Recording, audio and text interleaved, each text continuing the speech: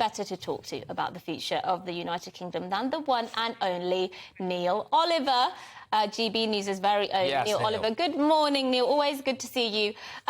We've had devolution, so the three other nations of the UK have devolved and they have certain powers, don't they? But our viewers asking, what about England, and are there benefits to actually just all going our separate ways now? Complicated question. I would say, first of all, that I think the devolution settlement in Scotland has been a disaster for Scotland. Things have only got worse. Scotland today, after these years of a devolved administration in Edinburgh, is a much poorer, much more divided, less well represented and looked after population than it was in the past. That said, in principle, I can absolutely understand why English people might say that they want an English Parliament as well, a devolved administration as well as the Westminster Parliament. After all, if there's one in Belfast, Cardiff and in Edinburgh, I don't see why there shouldn't be a place where matters close to English hearts are discussed. I can see why that would be a desired. But again, I would say that devolution for Scotland has been disastrous, and I would undo the devolved Parliament in Scotland if it was in my powers to do so.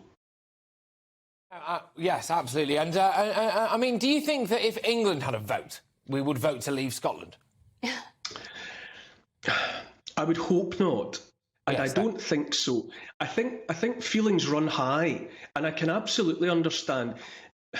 From up here in the north, I know that there's a great deal of frustration felt by a majority of Scottish people at the chippy, dissatisfied noise that the SNP makes all the time, such that the rest of Britain is led to believe that most Scots want to leave the United Kingdom, and it's not the case. It never has been the case, and I don't think it ever will be the case. The SNP, however, have been very effective at dominating access to the airways and to the microphone, and they create an illusion, an optical illusion that most Scots want to leave, and it's not the case. But from the other side of the borders, I can understand why that would begin to become a really grating noise in many people's ears. But I would hasten to add, it's not the majority feeling.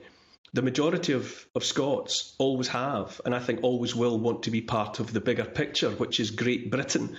I suspect in their hearts of hearts, and this is only, you're asking me my opinion, I can only speak for myself. You know, my experience of England and of Britain is that most Britons want to maintain the union. The union that we've had for 300 and odd years has been the best thing that's ever happened to any of those individual national personalities.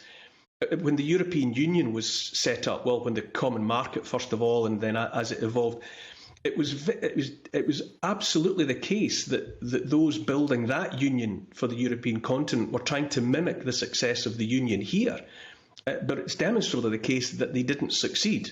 The union here, the United Kingdom, is a unique union and has been uniquely beneficial to most people living here. And I can only say that I hope, and I definitely do think, hand on heart, that the union will prevail. Yeah, I would agree with you there. Let's talk about national identity. Do you think English national identity is treated a bit differently from other national identities in the United Kingdom? Because, you know, people can say they're proud to be Scottish and they're proud to be Welsh, and nobody really bats an eyelid. But when somebody sort of talks patriotically about being an Englishman, it is seen as somewhat dodgy, perhaps somewhat tinted with racism. You're right. That is quite often how that declaration is perceived, but I think it's wrong. And English people, of course, should, and I wish they did, celebrate Englishness as an identity. My experience as a Scot working in England, which I have done, I mean, it's just part of my being in England and being with English people.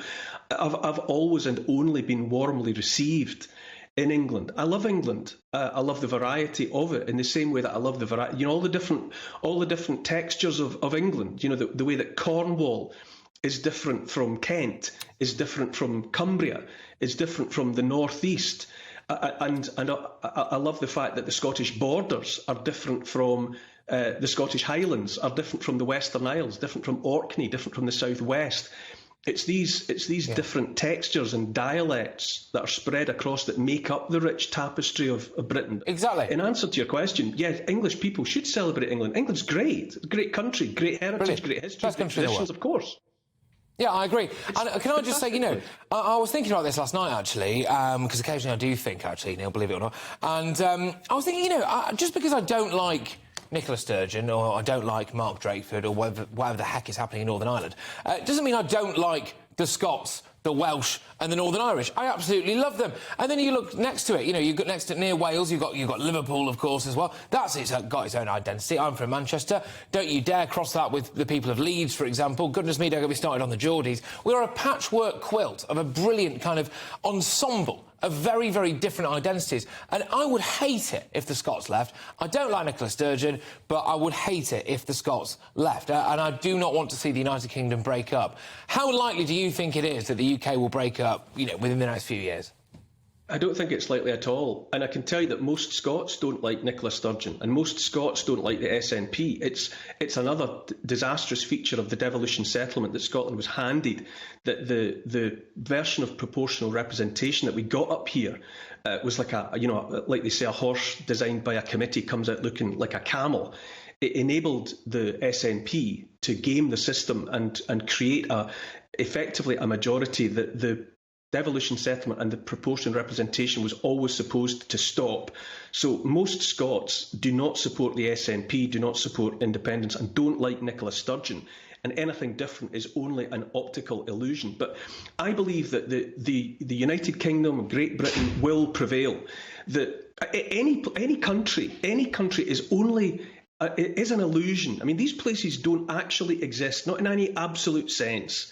The borders that define them are arbitrary lines drawn by generations past. What matters is what people believe. A nation lasts, or a country lasts, like a dream as long as a majority of the people living there believe in it. If the majority of people believe in Britain, then Britain prevails. And the moment when too many people think of something different, then the dream disappears, like a mirage. So countries are potentially transient things, but England has been there for 1,000 years. Scotland has been there for 1,000 years as an entity, understanding and recognising itself. Germany has only been there since 1871. Italy, for example, is younger. Yeah. Our countries are old. The marriage of them, the union, is older than, it's 300 years old. It's from a time beyond the reach of living memory. And it has been hugely beneficial to the countries that are the constituent parts and to the populations that have lived here. There is an innate understanding of that. Most people, away from the politics, like Billy Connolly said, the declared desire to be a politician should bar you from life from ever being allowed to be one. You get out there amongst the ordinary people of Scotland, England, Ireland, Wales, and they like Britain fine. They like this place. They love this place. You'll see that demonstrated at the Jubilee celebrations this weekend. And away from government, away from loudmouth politicians, most people just want to get on with their lives. Welcome to the GB News YouTube channel. You can watch us live 24 hours a day, catch up on your favourite shows and join in the conversation in the comments below. Don't forget to subscribe and you'll never miss any of our exclusive content.